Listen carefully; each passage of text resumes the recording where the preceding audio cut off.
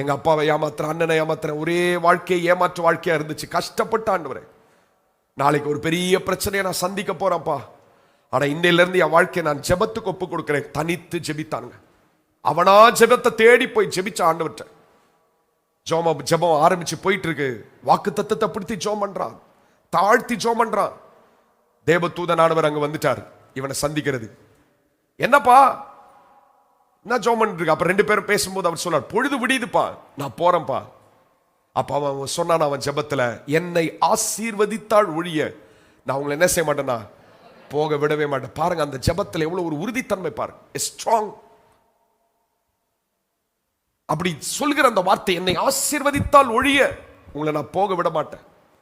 4வது நான் சொல்ல, விடாப்பிடியான ஜெபங்க, தொடர் ஜெபம், விடாப்பிடியான ஜெபம்.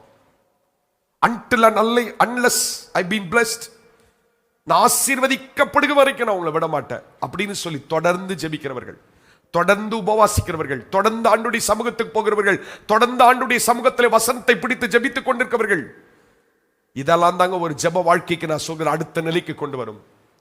தொடர்ந்து நான் செய்யறேன். திங்கட்கிழமைனா நான் ஜெபத்தில் இருப்பேன். அதிகாலையில எங்க அப்பா ஜெபத்தில் இருப்பாங்க, அதிகாலையில எங்க அம்மா ஜெபத்தில் இருப்பாங்க, நைட்டானா எங்க அம்மா ஜெபத்தில் இருப்பாங்க, நாங்க குடும்பமா ஜெபிப்போம் என்று அந்த ஜெப நேரத்தை எங்கு தொடர்ந்து செய்கிறீர்கள். நீங்க அப்படி இந்த ஜெப வாழ்க்கையெல்லாம் இன்னைக்கு உடைந்து சின்ன பின்னமா போயிருக்கோனா, மறுபடியும் அந்த பலிபீடம் கட்டப்படட்டும். ஒவ்வொரு குடும்பத்தின் ஜெப பலிபீடத்தை தேவன் கட்ட விரும்புகிறார். இன்னும் நம்ம அடுத்த 2 மாதத்துக்குள்ள ஒரு புதிய வருஷத்துக்குள்ள போக போகிறோம். இந்த சபை 11வது ஆண்டுக்குள் போக போகிறது. ஆனா ஒவ்வொரு குடும்பத்திலும் இந்த அடுத்த நாட்கள்ல ஜெபத்தை மறுபடியும் கட்டி எழுப்ப தேவன் விரும்புகிறார். ஜெபத்தின் மூலமாக ஒரு பெரிய ஜெயத்தை கர்த்தர் நிச்சயமாய் தருவார். யாருக்கு நான் விடாப்பிடியாய் ஜெபிக்கிறவர்கள் சொல்லுங்க. எப்படி ஜெபிக்கிறவர்கள்?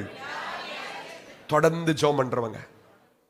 காலையில் எழும்பி நேரம் இருக்கும்போது ஆண்டவருடைய சமூகம், மறுபடியும் கொஞ்சம் டைம் கிடைக்குது, வேலையெல்லாம் செய்யற, வேலை செய்துக்கிட்டு கூட ஜெபம் பண்ணலாம், வேலை செய்து கொண்டு கூட நீங்க ஜெபிக்கலாம், வாகனத்துல போய்கொண்டு ஜெபிக்கலாம். அந்த கனெக்ஷன், காலையில ஜெபம் பண்ணது, நீங்க வண்டியில போகும்போது ஜெபிக்கிறது, இவைகள் ஒன்று கொண்டு தொடர்பை ஏற்படுத்தும்.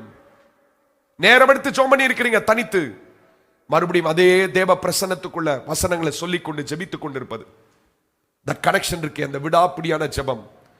அன்னைக்கு ஆண்டவர் அவனை ஆசீர்வதிச்சாருங்க. அவன் கேட்ட காரியத்தை கொடுத்தார். ஆனா அதை எப்படி கொடுத்தார் தெரியுமா?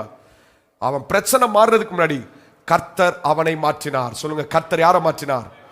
இன்னைக்கு ஜெபம் ஆண்டவரை மாற்றாது, ஜெபம் முதல்ல யாரை மாற்றோம்? அதை கூட எவ்வளவு சாப்பிட்ட, நல்லா சொல்லுங்க, ஜெபம் யாரை மாற்றோம்?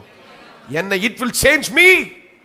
நான் ஜெபத்தின் மூலமா இன்னைக்கு நான் என்ன ஜெபம் பண்ணிட்டு இருக்கேனா, ஆண்டவரே அவங்கள மாற்றுங்கப்பா, அவங்க சரியில்லை ஆண்டவரே, அவங்கள நீங்க எப்படியாவது என்ன செய்தணும், மாத்திரணும், அவங்க இருதயத்தை மாற்றுங்க.